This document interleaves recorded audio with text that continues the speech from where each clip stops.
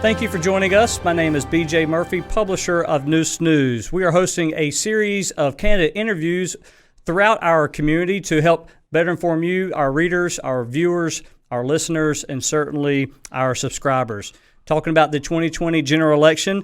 Don't forget, early voting starts on October the 15th. And of course, the general election day is Tuesday, November 3rd. And look, don't forget to go ahead and bookmark Tuesday, November 3rd at 7:30 in your calendar right now, because the Neuse team will be bringing you a election night results show coverage live right here on Facebook beginning Tuesday, November 3rd at 7:30. And today we're excited to be joined by Mr. Jimmy Parks, who's running for county commissioner. Thank you for joining us, sir. Thank you for inviting me. So tell us what seat you're running for, and why did you decide to run for office? Running for District 3, and I've been approached a couple of times in the past few years about running, but due to job constraints, I was never able to, but I chose to this year.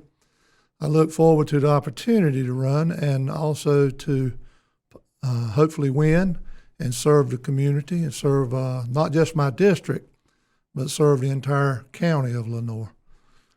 So let's jump right into, one of the hot issues over the last year or so has been related to the jail and the sheriff department. Now, how do you propose solving the hiring and retention of county employees, especially in those areas? Well, it is a concern.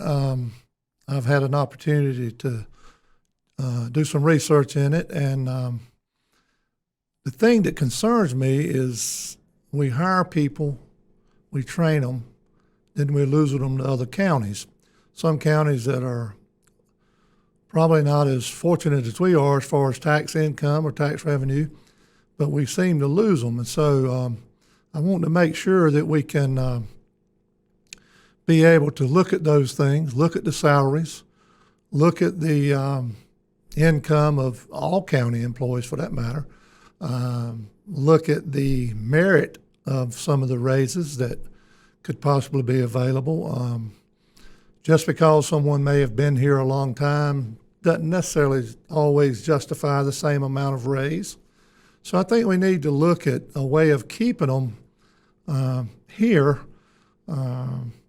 to see and, to check and see where we're at on that is a big concern of mine going in.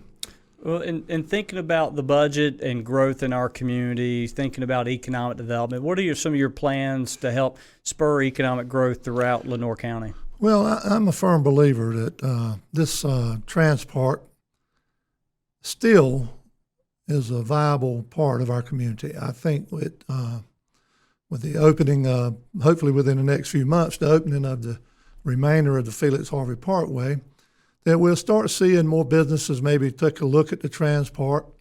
I know we've had a couple of interest shown in it, recently just talking with some of the commissioners. And I think if we can ever develop some economic growth, and that being a good location for it, then we would see hopefully more residential growth, people moving in. I'm a homeboy, so to speak. I like to make sure that we take care of our home folks as far as jobs, but anytime an industry locates in your county, there are going to be people moving in. We need that tax base. We need economic growth. And once that can get started or improve upon what's already started, then I think we'll see a difference. And when you think about COVID and its impact in our community, especially with education, you think about some of the communities that in the outer skirts of our county that are more rural. Tell us about what you think you could possibly do to help with the rural broadband internet issue to get more access to rural broadband to the areas of our community. That's a good question. I've had a conversation with Al Rashid and Susan Myers maybe 2 years ago. They came out to our board meeting at Farm Bureau Insurance where I work, and they were discussing it. And then since that time, I've had a talk with Susan. We need better internet service, which is in turn is going to help us in so many ways, not just economic growth, but for our kids. The thing that concerns me is there's so many kids now with the Zoom school meetings or technology that doesn't have that. And so I feel like some are being left behind. I think we need to take a study on it and look internal study from the commissioner side if we get an opportunity to, and look and see if funds could be allocated for better internet service. I guess you'd call it, I'm blessed in some respects. I was telling Michael James the other day, I go to work, I turn on my computer, it's controlled out of Raleigh. It's instant internet. Mm-hmm. But I know in the rural communities, even where I live, out in the Institute community, out by North High School, internet service is not as good as it needs to be. So I would definitely be willing to sit with the other commissioners and just take a study and see what we can do to help this. All right. And we're right smack in the middle of, I know, a general election, but also hurricane season. It was 2 years ago that we experienced Hurricane Florence. Yeah. Tell us about what you think the county's role in flood mitigation could possibly be. Well, in the last, for that matter, 33 years, I've been in the insurance industry, and we sell flood insurance. So I have some firsthand knowledge of how flood insurance claims work, but it's really something that we pay a claim, we handle it, we take care of the ins and outs of that, and then you ride by the place later on and the house is boarded up, nothing's done. I know we need to look at, you can have so many types of mitigation. Elevated buildings, helping people move to a higher ground, even floodplains where you can't build but have access to where water can run off there. I think the biggest discussion that we have is, Raleigh has turned loose more water, but that's not necessarily the case, I'm sure. Anytime there's asphalt poured on the ground or cement poured on the ground, water's got to go somewhere. And I'll make a trade. I'd rather live here with waters coming here than to live with Raleigh and see them leaving, just because of the area and that's where I grew up at. I got you.